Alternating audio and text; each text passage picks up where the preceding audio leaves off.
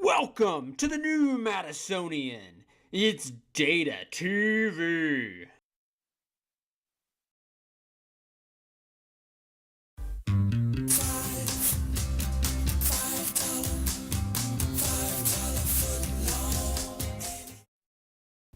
All right, that was the $5 footlong commercial. And the $5 footlong was very big for Subway. They launched it in 2007.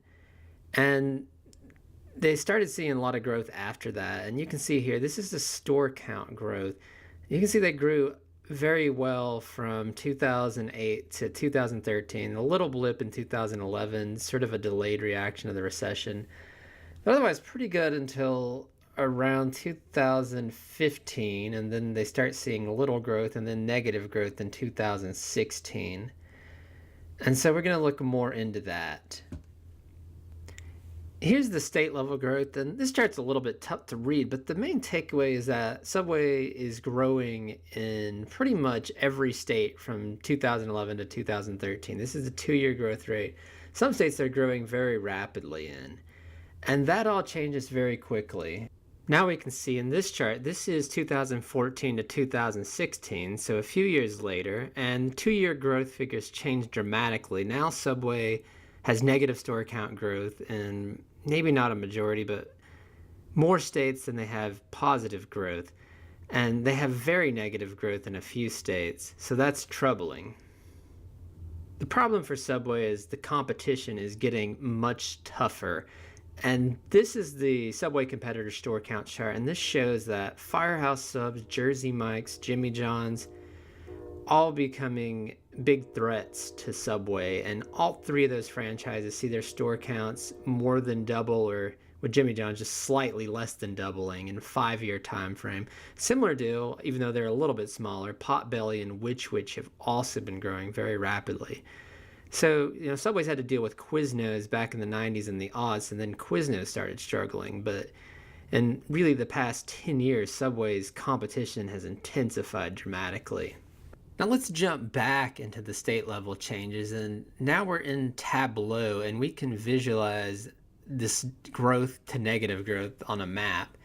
And so here is the key over on the right hand side. The blue is very good growth, orange and red are negative growth. And so we're going to play this, and so we'll look in 2013 first. You can see growth in every state. Utah has 39% growth. Massachusetts 31%. So very good growth here. 2014 is going to be not as good as 13, but pretty good. And then we'll pause here. 2015, you start seeing some signs of trouble. Negative growth in New Jersey, Virginia, South Carolina, North Carolina, New York, Oregon, Montana. And then it gets uglier in 2016. And now you see that a very large portion of this map is orange or red. New Jersey's down 17%, New York down 7.5%, Virginia 5.1%, Montana 5.5%. And so Subway's starting to struggle more. Where they're doing well seems to be small town rural areas, North Dakota, South Dakota, Wyoming. These are like North Dakota and South Dakota, oil and gas producing states. They're doing well in Vermont. I don't know why they're doing well in Vermont, but they are. But by and large, they're not doing that well at most places due to competition and probably due to oversaturation as well. Now we can begin to explain some of Subway's troubles with this chart here. And this is estimated revenue per store. And I don't think Subway discloses this figure. This is made from estimates from the franchise disclosure documents. But you can see Subway's revenue per store was doing pretty well. Growth was good from 2009 to 2012. And then it starts declining in 2013, not by a lot, but a little bit, and then declines a little bit more in 2014, and then declines significantly by 2016. So what you're seeing in the store count growth is a reflection of the falling revenues per store, and that's fallen almost 30% in 4 years. So this likely means there's a lot of franchisees struggling, and franchisees typically don't tend to close until after a few bad years, so they're hanging on right now, but it could get worse if Subway doesn't turn things around soon. Finally, our last chart, we're going to take a look at system-wide revenue for Subway. This is also an estimate, but you can see it grew very well from 2009 to 2013, from 12 billion to about 15.6 billion. And that's when the decline starts. And some of this is store revenue per store decline, and then some of it's store count growth decline.